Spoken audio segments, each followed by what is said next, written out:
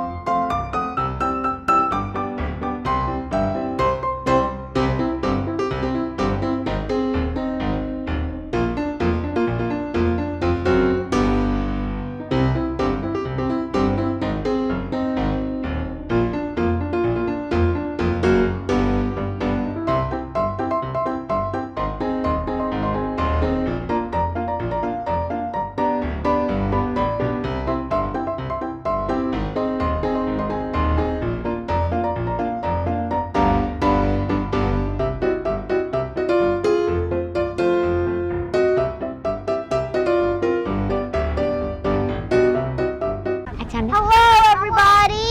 Hello Well, we're here at the Lumshat Lake, I guess. Actually, we're here to play with the boats. Actually, the water inside the dam, I mean Lumshat Dam, and we're actually here at the Lumshat Dam to play with the boats. The water has disintegrated inside the dam.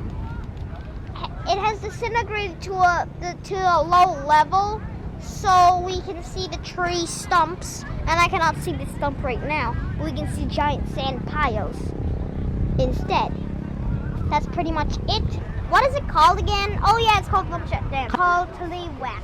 ทะเลแหวกอยู่ที่ไหนนะในเขื่อนอะไรลูกครับ It's in the เขื่อนลำแชะ เขื่อนลำแชะอยู่ที่มาบกาดนะครับ Okay. อันนี้มันเป็นปรากฏการณ์น้ำลดใช่ไหมทำให้เราได้เห็นอะไรลูกได้เห็นตอไม้ใช่ไหมครับ Yeah,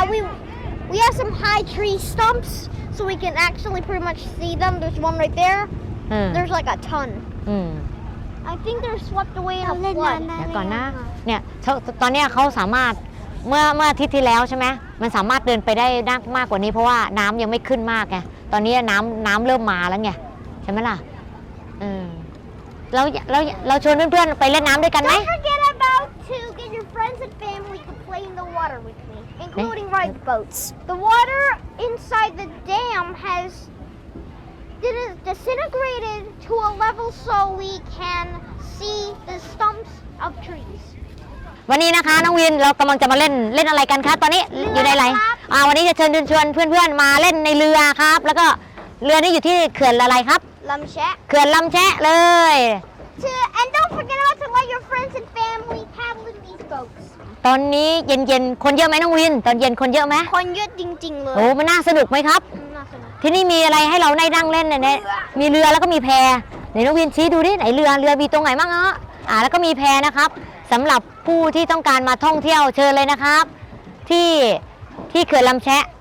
บ้านมาบกาดนะครับอำเภอคอนบุรีขอเชิญเพื่อนๆมาดูน้องวินนะครับแล้วก็มาติดตามน้องวินด้วยนะครับ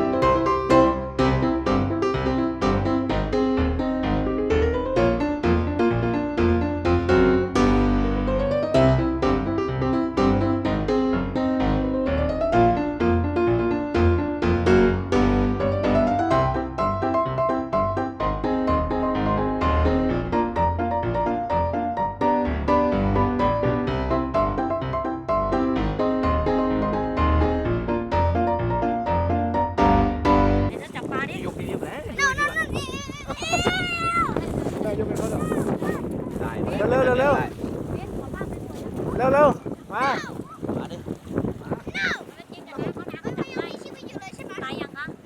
ยังเลยครับแล้วโอ้ยมันกัดแล้วดู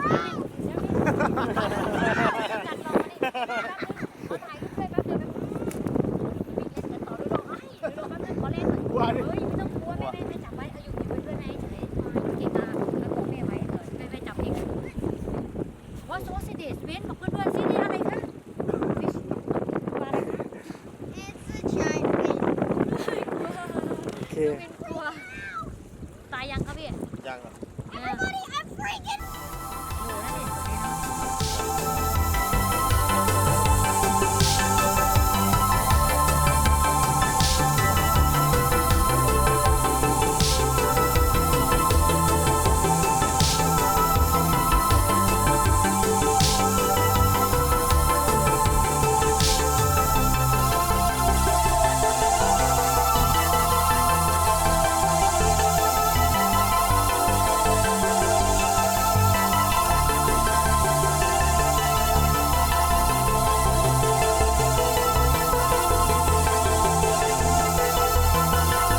Don't forget about to like, subscribe, turn on post notifications. Thank you for watching. Bye. See you next time.